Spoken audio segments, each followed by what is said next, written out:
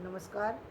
आज का हमारा मोटिवेशनल वीडियो है कम जाने मगर पूरा जाने। जिस भी सब्जेक्ट को, जिस भी चीज़ को आप लेकर के चल रहे हैं, वो हो सकता है कि वो बहुत सामान्य हो सकता है वो बहुत असामान्य चीज़ हो। जो भी आपका प्रोजेक्ट है, जो भी आपकी थिंकिंग है, उसके अकॉर्डिंग जो चीज़ें आप लेकर के चल रहे हैं, जो आपका जीवन में जो कुछ करने का इरादा है, उस चीज़ के बारे में आपका ज्ञान पूरा होना चाहिए। अधूरा ज्ञान मत रखिए उस चीज़ के बारे में। दूसरे सामाजिक चीज़ों में यदि वो चीज़ के बारे में आप बहुत अच्छा जानते हैं, उसमें कहीं कोई दिक्कत नहीं है, तो समाज की अन्य चीज़ें भी हैं जहाँ भी आप जिस चीज़ को भी जान रहे हैं पूरा ज्ञान लें, अधूरा ज्ञान न लें। अधूरा ज्ञान क्या लेने से क्या होता है कि जब आप कुछ बात को बोलते हैं तो वो ज्ञान भी अधूरा होता है। अधूरे ज्ञान होने की वजह से बात जो है वो सही व्यक्त नहीं कर पाते।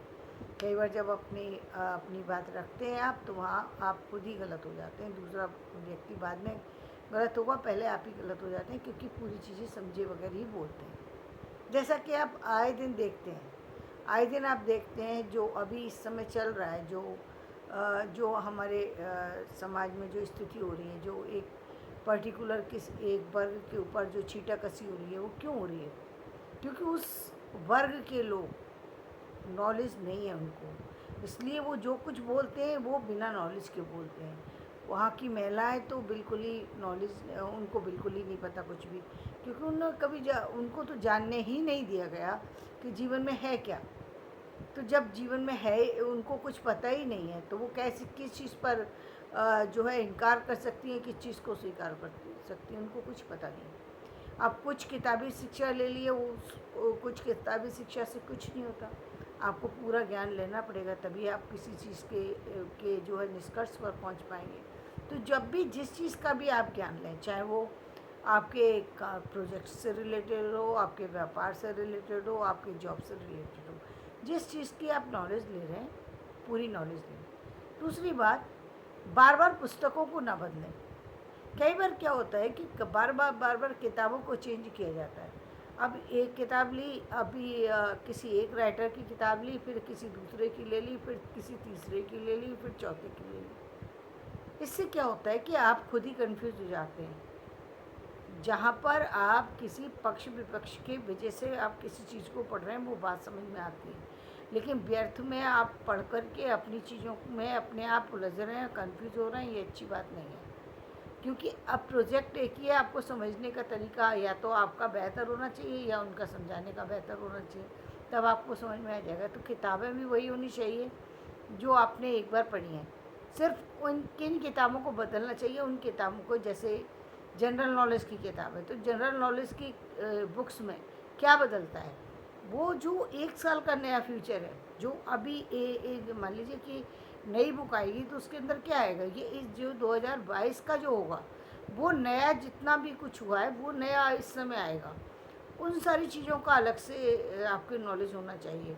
अभी जो एग्ज़ाम देंगे, मान लीजिए अभी तो पूरा साल भी नहीं हुआ, लेकिन लोगों को तो नॉलेज वो 6 महीने 7 महीने हो चुके हैं, तो कुछ करें तो उसके लिए जो बार बार कहा जाता है आपसे कि आप पेपर से जुड़े रहिए, न्यूज़ से जुड़े रहिए। क्यों कहा जाता है? इसीलिए ताकि आपको जो जो नॉलेज, जो लेटेस्ट न्यूज़ है, जो लेटेस्ट टेक्नोलॉजी है, जो लेटेस्ट बातें हैं, उनके बारे में अनुभव हो सके, जानकारी मिल सके। जो पुरानी चीज़ें हैं उनको आपने एक पढ़ा है, उसको आप पढ़ रहे हैं, वो ठीक है। तो एक आपकी जो जनरल नॉलेज की भी जो बुक्स है, आप उसी बुक्स को रखिए, वो दोबारा दूसरे राइटर के द्वारा लिख देने से वो चीज़ें नहीं बदल जाएंगी, बल्कि कुछ आगे पीछे कर देंगे, तो आप खुद ही कंफ्यूज हो जाएंगे।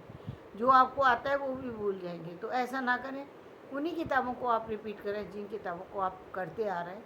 तो इससे क्या होगा, इससे एक तो आपने बहुत सारी चीज़ें आपसे छूट जाती हैं, या बहुत सारी चीज़ें आपने याद भी की, भूल जाते हैं आप। तो आपको उस चीज़ के रिवीजन की ज़रूरत है। दूसरे, आप किसी भी बुक्स, कोई और तरह की बुक्स को आप यदि लें, चाहे वो किसी और आपने देखा है कि एक बहुत ही बड़ी बात है कि देखिए, पहले भी ऐसा होता था कि जब एमए का एग्ज़ाम होता था, चाहे वो संस्कृत का हो, चाहे वो मतलब लिटरेचर के किसी भी एग्ज़ाम में निबंध कंपलसरी होता था, और 100 नंबर का होता था।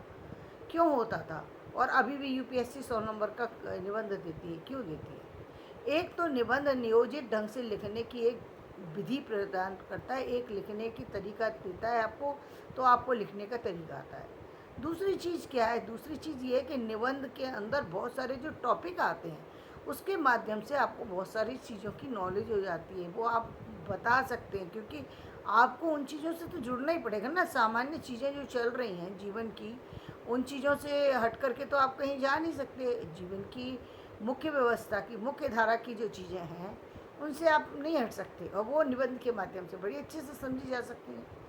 क्योंकि अच्छे निबंध में आपको पूरी सारी इन्फॉर्मेशन मिल जाती है, चाहे वो किसी समाज की मालूम करनी हो, चाहे आपको किसी संस्कृति की मालूम करनी हो, चाहे किसी पर्व के बारे में मालूम करनी हो, किसी विधान के बारे में मालूम करना हो, किसी खेल के बारे में मालूम करना हो, एक निबंध के द्वारा आपको बहुत पूरी नॉलेज हो जाती है। ये निबंध की श्रृंखला स्टार्ट होती है बचपन से, फर्स्ट स्टैंडर्ड से, और जाती कहाँ तक है? ग्रेजुएशन, पोस्ट ग्रेजुएशन, उसके बाद भी जितने बहुत बड़े बड़े एग्ज़ामों में जो है इसको लिया जाता है। यूपीएससी जैसे एग्ज़ाम के अंदर भी निबंध का एक अपना महत्व है। क्यों है वो? सिर्फ इसीलिए ताकि आपको नॉलेज हो सके, विभिन्न सब्जेक्ट की नॉलेज हो सके, विभिन्न चीज़ों के बारे में पता हो सके। आपको पता ही नहीं है कि खेल के में क्या चल रहा है, कौन सा खेल कौन सा है, आप लिखेंगे कैसे? ओलंपिक के बारे में लिखने को आ गया, आप ओलंपिक के बारे में कोई आपसे बात करने आ गया, आपको ओलंपिक के बारे में कोई जानकारी नहीं है, आप कैसे काम करेंगे? तो बहुत सारी चीज़ों की जानकारी देने के, बहुत सारी सी जानकारी कम शब्दों में कम जगह पर एक साथ दे देने के लिए निबंध एक बहुत शॉर्टकट जो है प्रोसेस है, जिसके माध्यम से आपको वो जानकारी मिल जाती है। लिखने का तरीका सीख जाते हैं आप, अपनी बात रखने का तरीका सीख जाते हैं, बोलने का तरीका भी सीख जाते हैं। निबंध आपको बोलने की क्षमता प्रदान कर देता है, क्योंकि यदि आपको अच्छे से निबंध याद हो गए तो आप बोल सकेंगे। तो आपको सब्जेक्ट की नॉलेज है तो आप बोल पाएंगे। आपको पता है कि किस दिन क्या होता है, तो आपको कहीं भेज दिया जाए, अचानक कहीं जाना पड़े, तो आप उस सब्जेक्ट पर बोल पाएंगे। इसलिए सब्जेक्टिव कुछ तो होना चाहिए, तो वहाँ निबंध दिया गया है, तो आपको बहुत सारी सी चीज़ें आपको वहाँ पर दी जाती हैं। तो ये है, ये बात यहाँ पर निबंध लाने का मेरा क्या मकसद है? उसका सबसे बड़ा जो वो है कारण है, उसका सबसे बड़ा कारण ये कि निबंध जैसे हमने रखा जीवन में, इसी तरीके से हमारी नॉलेज को भी अपडेट करना पड़ता है। हमें कहते हैं कि पुराने, यदि हम पुराने उसी पर रहेंगे तो हम उस जीवन में बदलाव नहीं ला सकेंगे, कुछ नया सीख नहीं सकेंगे। क्रिएटिव करने के लिए पहले हमें सारी चीज़ों के से जुड़ा रहना ज़रूरी है। जब हम जुड़े रहेंगे तभी हम नई चीज़ों से भी को भी जोड़ते रहेंगे। उसी धागे में, एक ही धागे में जब कई तरह के फूल लग जाते हैं तो वो सुंदर माला बन जाती है। तो उसी तरीके से जब विभिन्न संस्कृति, विभिन्न चीज़ें, विभिन्न जानकारी आपके साथ जुड़ जाती हैं तो आपके व्यक्तित्व का भी विकास हो जाता है।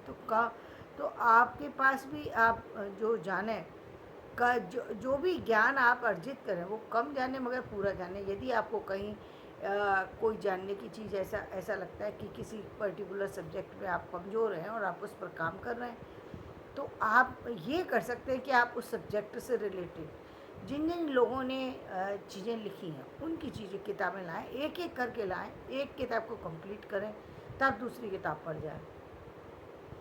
तो यहाँ पर आप देखेंगे कि आप एवरीडे उस चीज़ के बारे में अच्छी जानकारी हासिल कर रहे हैं। उन व्यक्तियों के भी संबंध में रहें जो व्यक्ति उस सब्जेक्ट से जुड़े हुए हैं। मान लीजिए आप साइंस की जानकारी अर्जित करना चाहते हैं, तो साइंस के लोगों के साथ में उठना बैठना शुरू कर दें, साइंस के लोगों की बताई हुई चीज़ों को पढ़ना शुरू कर दें, किताबों को पढ़ना शुरू करें। आपको साइंस की नॉलेज है। आप धार्मिक चीज़ों को पढ़ना चाहते हैं, धार्मिक में आपको धर्म की कौन सी चीज़ें, कौन सी अच्छी हैं, कौन सी बुरी हैं, इसके बारे में सबसे अच्छी नॉलेज कौन रख सकता है? जो धर्म वक्ता हो, जो धर्म के जो व्यक्ति धर्म पर बोलता है, उसी व्यक्ति को धर्म के बारे में पता भी है सारी चीज़ों का। तो आप फिर उन लोगों के पास जाएं या उन लोगों की चीज़ों को सुनें, उन लोगों को देखें, उनकी बनाई हुई बुक्स को देखें या उनके बताए हुए मार्ग पर चलें, क्योंकि बिना उसके नॉलेज के आप चीज़ों से को आगे नहीं बढ़ा सकते। या फिर सबसे बहुत बड़ा मतलब, अब यदि आप किसी धार्मिक में आजकल कुछ ऐसी भी चीज़ें सामने देखने में आ रही हैं जहाँ लोगों को नॉलेज नहीं है, लेकिन वो एक अच्छे अच्छे पद पर बैठे हुए हैं लोग, जहाँ पर उनको कोई अब क्या कहें, हम कुछ कह नहीं सकते। लेकिन तो सबसे अच्छी तरीका है कि आप धार्मिक जो पुस्तकें हैं उनको तो अपना गुरु बना सकते हैं, उनको बनाइए अपना गुरु और अपने रास्ते पे चलिए। मेन गुरु बनाने का मकसद क्या होता है? मेन गुरु बनाने का, देखिए, प्रारंभ में हम अपने माता पिता को गुरु कहते हैं। क्यों कहते हैं? क्योंकि उन्होंने ही हमें ज्ञान दिया, हमें खड़ा होना सिखाया, बैठना सिखाया, बोलना सिखाया, प्रारंभिक शिक्षा। क्योंकि बिना उनके तैयार किए हुए हम यहाँ तक नहीं पहुँचते, बिना उनके दिखाए रास्ते के हम यहाँ तक नहीं। तो पहले गुरु वही है। उसके बाद जो अन्य गुरु आते हैं हमारे जीवन में, तो अन्य गुरु की में एजुकेशन शिक्षा स्कूल वाले गुरु हैं, तो वहाँ पर भी आपके लिए एक सुरक्षित प्लेटफॉर्म है, वहाँ पर भी सुरक्षित टीचर्स हैं, तो उनके अंडर में आप एजुकेशन ले रहे हैं। तो जहाँ तक है वहाँ तक आपको ठीक शिक्षा मिलेगी, सही चीज़ों की जानकारी आपको मिल पाएगी। अब बचता है कि आपको अन्य चीज़ों की जानकारी कैसे लेनी है। तो अन्य चीज़ों की जानकारी के लिए भी अब बहुत सारे सोर्स हैं, तो आप उन सोर्स को यूज़ कीजिए और उन सोर्स को यूज़ करके आप अपनी एजुकेशन को कंप्लीट कीजिए, अपनी चीज़ों को कंप्लीट कीजिए। और उसके बाद आता है कि आप अपने कामों को जो है वो आप अपना रूप देना शुरू कीजिए। जो भी आप जिस फॉर्म में अपने काम को देख रहे हैं, आप कहीं उस अपने आप को अधिकारी के रूप में देख रहे हैं या अपने आप को किसी